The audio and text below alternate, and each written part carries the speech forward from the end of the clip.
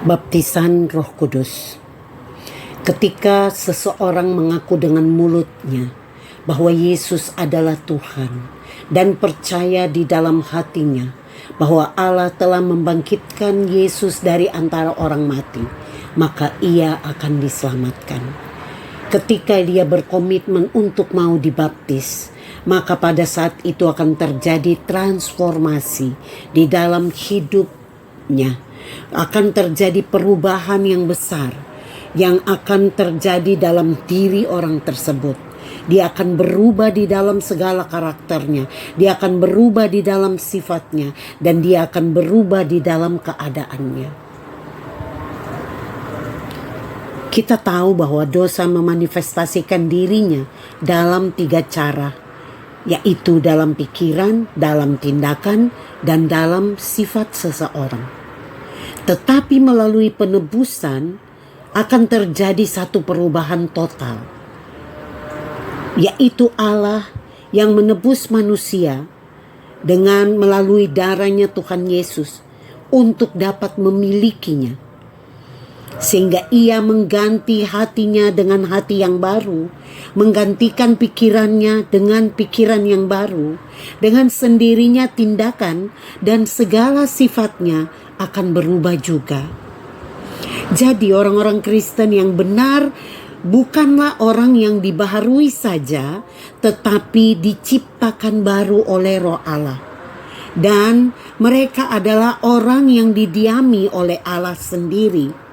Mereka menjadi sebuah rumah Allah, tabernakel dari Allah yang Maha Tinggi.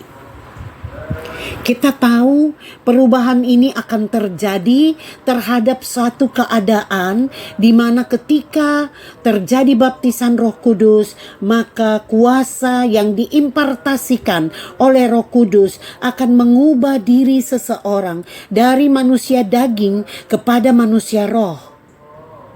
Ini adalah cara Allah mengadakan perubahan total dalam diri orang tersebut.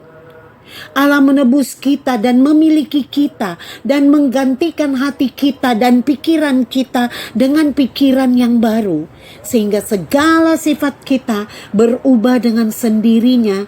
Kadang-kadang tanpa kita sadari, kita justru berubah.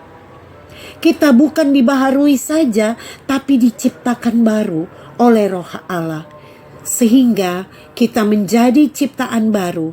Dan akan terjadi perubahan status kita menjadi rumahnya Bapa, menjadi rumahnya Allah, didiami oleh Allah sendiri, yaitu tabernakel dari Allah yang Maha Tinggi. Kita lihat ayatnya, 1 Korintus 3 ayat 16. Tidak tahukah kamu bahwa kamu sekalian adalah bait Allah, dan bahwa Roh Allah diam di dalam kamu? Kita adalah bait Allah, tempat kediaman Roh Allah. Dan Roh Kudus berdiam di dalam diri kita, menumbuhkan benih-benih Yesus di dalam diri kita, sehingga kita menjadi tempat kediaman Allah yang Maha Besar. Kita lihat ayat berikutnya. Efesus 2 ayat 22 dikatakan, di dalam Dia kamu juga turut dibangun menjadi tempat kediaman Allah di dalam Roh. Kita telah dipersatukan di dalam Yesus melalui darah salib Tuhan Yesus yang memperdamaikan kita dengan Bapa dalam satu tubuh, yaitu jemaat Tuhan yang diperdamaikan turut dibangun menjadi tempat kediaman di dalam Roh. Ketika kita berdosa, ketika Adam dan Hawa melakukan dosa, kita semua terkutuk. Tetapi dengan datangnya Yesus, kita diselamatkan. Dengan darah Yesus, kita diperdamaikan kembali dengan Bapa di surga.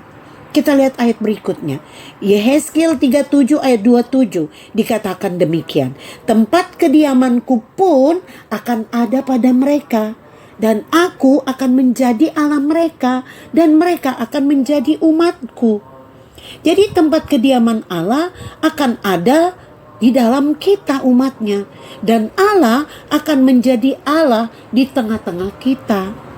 Ya saudara ya, jadi dikatakan seperti itu ketika kita memberi diri kita kepada Roh Kudus untuk diatur, maka Allah mendiami hidup kita.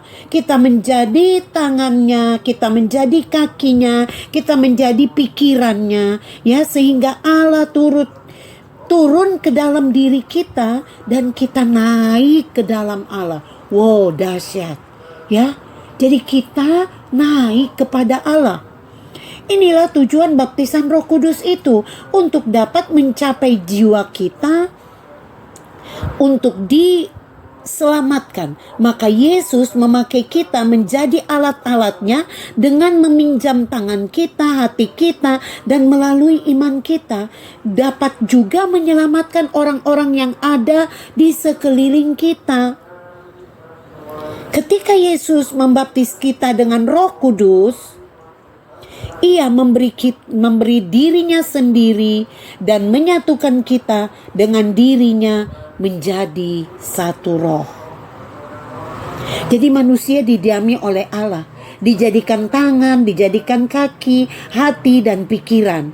Allah turun ke dalam manusia dan manusia naik ke dalam Allah. Itu tujuan dari kuasa baptisan Roh Kudus.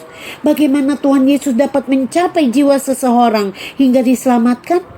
Dengan meminjam tangan kita, hati kita, melalui iman kita. Ketika Dia membaptis kita dengan Roh Kudus, Ia memberikan kita dengan sebuah pemberian yang terbesar yang pernah ada di atas bumi maupun di dalam surga.